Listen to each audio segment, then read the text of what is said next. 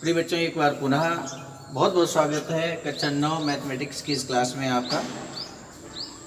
आज हम लोग बहुपद का बहुत ही महत्वपूर्ण टॉपिक लेकर यहाँ पर उपस्थित हैं।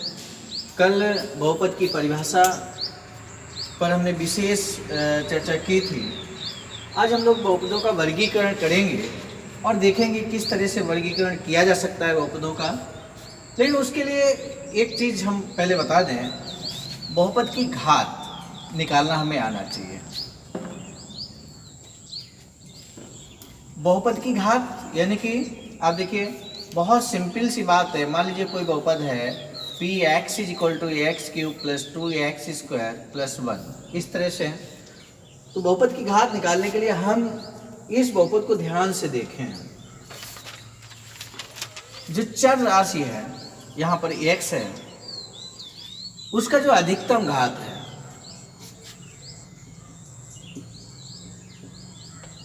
अधिकतम घात, जैसे यहाँ पर 2 है, यहाँ 0 है और यहाँ 3 है, तो अधिकतम घात 3 है।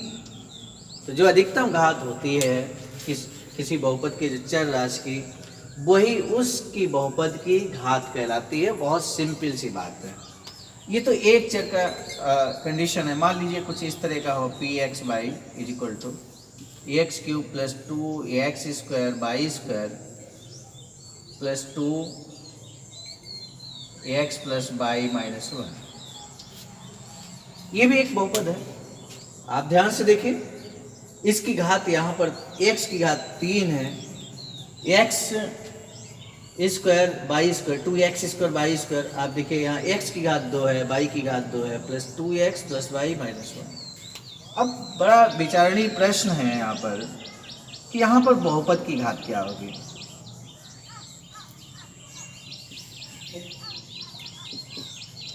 यहाँ तो इस बहुपद में मैंने कह दिया था कि जो चर राशि है उसकी अधिकतम घात होनी चाहिए, लेकिन यहाँ तो 2 चर राशियाँ हैं, x और y, और ऐसी स्थिति में बहुपद की घात क्या होगी। तो प्रिय बच्चों, आपको बता दें, यहाँ पर जैसे ये x² y² लिखा है, ये मल्टीप्लाई में है, तो इन दोनों चर जो मल्टीप्लाई में है, इनकी दोनों की घात को हम जोड़ देंगे, यानी कि 2 + 2 क्या होगा, ये 4 होगा, और ये घात 3 है, यानी कि जो अधिकतम पावर है बहुपद की, वही बीजी व्यंजक की जो अधिकतम चर राशि की अधिकतम घात है, वही बहुपद की घात कहलाती है। और इस तरह से इस बहुपद की घात, क्योंकि 2x² y² था, दोनों को जोड़ते हैं तो 4 हो जाता है, जो कि अधिकतम है, और इसलिए ये पावर जो 4 आया है, यही बहुपद की घात होगी। तो इस तरह से हम लोग यहाँ पर बहुपद की घात निकाल सकते हैं। अब हम लोग बात करेंगे बहुपद का वर्गीकरण क्या होता है, उसकी बात कर लेते हैं।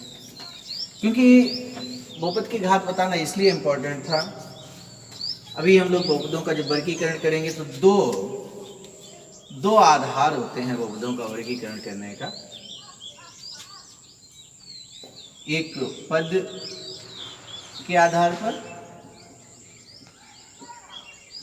वर्गीकरण कर सकते हैं बहुपदों का, और दूसरा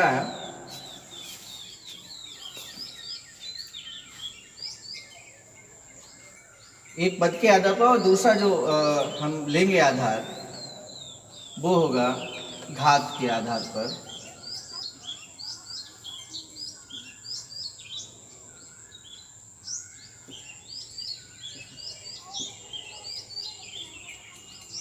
तो आप देखिए, सबसे पहले हम पद के आधार पर किस तरह से वर्गीकरण करेंगे उसकी बात करें। पद के आधार पर, पदों की संख्या के आधार पर कह सकते हैं।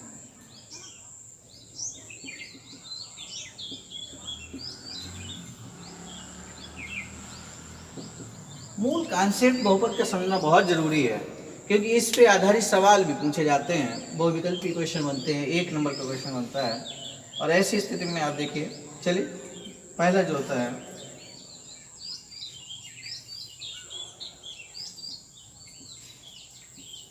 एक पदीय बहुपद। नाम से क्लियर है, कोई बहुपद लिखा है, x लिखा है, 2x² लिखा है, 3y² लिखा है, इस तरह से लिखा हुआ है, सिर्फ एक पद है तो बहुपद तो होगा वो, और उसको हम एक पदी बहुपद कहेंगे। यहाँ पर क्यों कह सकते हैं px इजिकल टू, ये x है, px इजिकल टू इसको हम कह सकते हैं 2x² है, तो ये सब क्या है, ये बहुपद है और एक पदी बहुपद है। पदों को कैसे अलग करते हैं, प्लस और माइनस के आधार पर जो पद अलग होते हैं, तो पदों के आधार पर हम उसको अलग करते हैं। चलिए दूसरा एग्जाम्पल लेते हैं।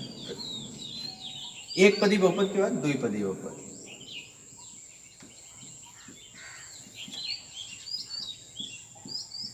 द्विपदी बहुपद देखिए नाम से फिर क्लियर है, दो पद होंगे, जैसे मान लीजिए px इजिकल टू लिखा है x + 1, या px इजिकल टू लिखा है x² - 1, qx इजिकल टू लिखा है 3x² + 3, ऐसे लिखिए। आप देखिए ये सभी एग्जाम्पल्स में यहाँ प्लस है और एक पद ये है, एक पद ये, यानी कि यहाँ पे दो पद है, यानी कि द्विपदीय बहुपद है। px इजिकल टू x² - 1, यहाँ एक पद ये है, एक पद ये है, तो इस तरह से प्लस माइनस या माइनस अलग कर रहा है, एक पद ये, एक पद ये, दो पद हो गए, यानी कि द्विपदीय बहुपद हो गया। ठीक इसी तरह से त्रिपदीय बहुपद कहेंगे।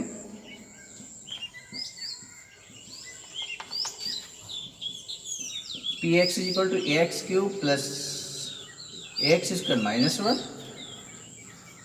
qx ले लिया हमने 2x³ + x² + 5।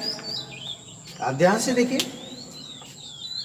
x³ एक पद, दूसरा पद ये x² और तीसरा पद है 1, यानी कि तीन पद और तीन पद है, तो इसलिए इस बहुपद को हम त्रिपदीय बहुपद कहेंगे। ठीक इसी तरह से इसको भी त्रिपदीय बहुपद कहेंगे।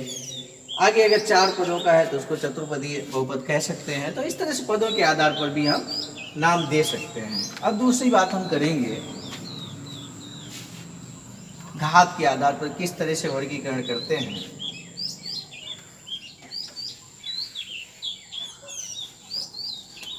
घात के आधार पर वर्गीकरण दूसरा टॉपिक लेके चलेंगे। तो घात के आधार पर पहला अचर बहुपद कहते हैं। अच्छा मतलब कांस्टेंट वैल्यू, कांस्टेंट पॉलिनोमियल। आइए देखते हैं, जैसे मान लीजिए सिर्फ संख्या लिखी है, कोई नंबर लिखा हुआ है 3, 4, 5, कुछ भी लिखा है, 1 लिखा है, -1 लिखा है, इस तरह से। तो ये सब अचर संख्याएं हैं। आप समझ सकते हैं यहाँ पे 3, 4, 5, 1, -1, ये सब अचर संख्याएं हैं। पूछेंगे ये बहुपद है कि नहीं है। यस, जो हमने कॉन्सेप्ट आपको बताया उसमें ये बताया कि घात माइनस में नहीं होना चाहिए, लेकिन ये कहीं नहीं बताया कि घात 0 नहीं होना चाहिए। ये 3 है, यानी कि 3 को हम 3x की घात 0 लिख सकते हैं, और x यहाँ यानी कि घात क्या है, 0 है। तो घात 0 अगर है तो बहुपद होगा, और यहाँ कांस्टेंट वैल्यू है। ऐसी स्थिति में इसको हम अचर पद कहते हैं। अचर संख्याएं हैं तो वो अचर बहुपद कहलाएगा।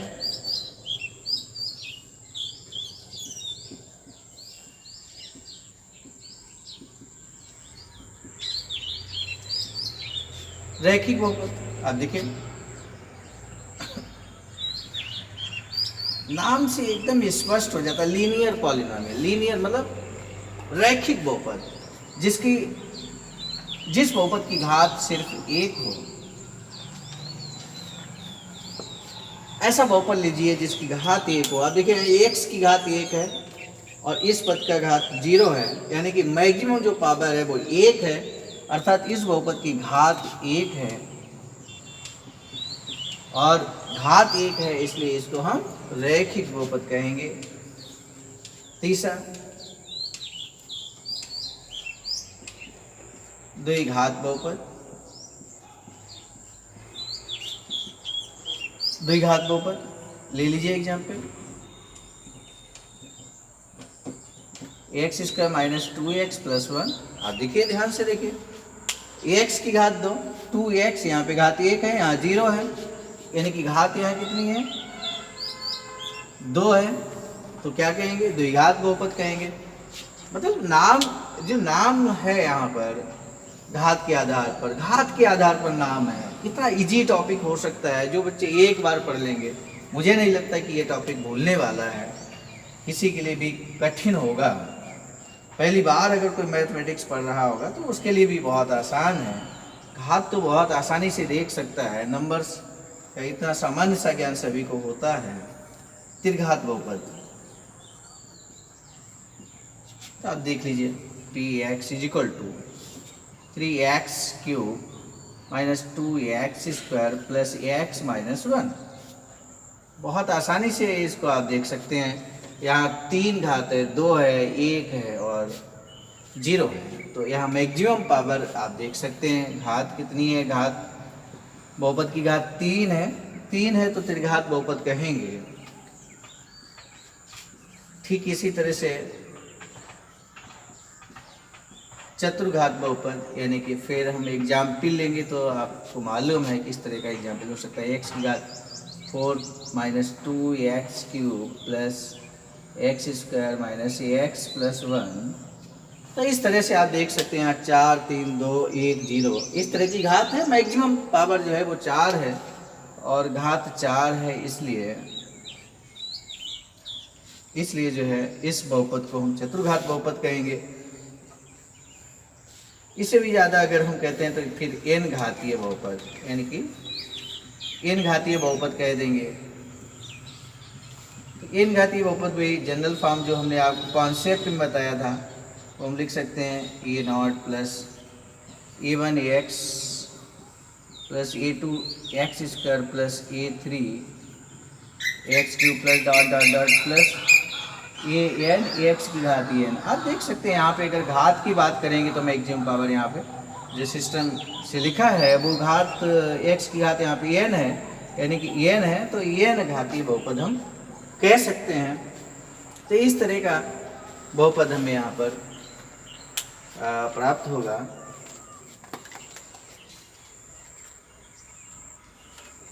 एक और लास्ट यहाँ पर जो है वो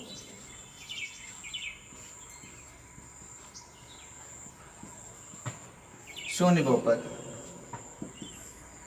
तो इस तरह का, जैसे मान लीजिए px बराबर हम लिखे हों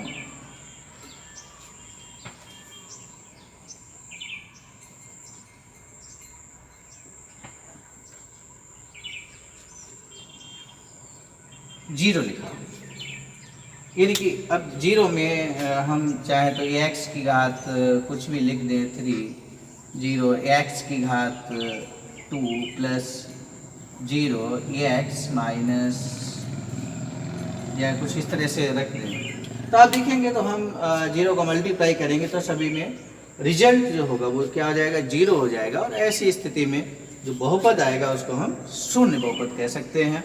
तो इस तरह से आज हम लोगों ने बहुपद का जो वर्गीकरण है विस्तार से देखने का प्रयास किया। 2 आधार होते हैं, एक पदों के आधार पर, दूसरा घात के आधार पर। इस तरह से वर्गीकृत करते हैं।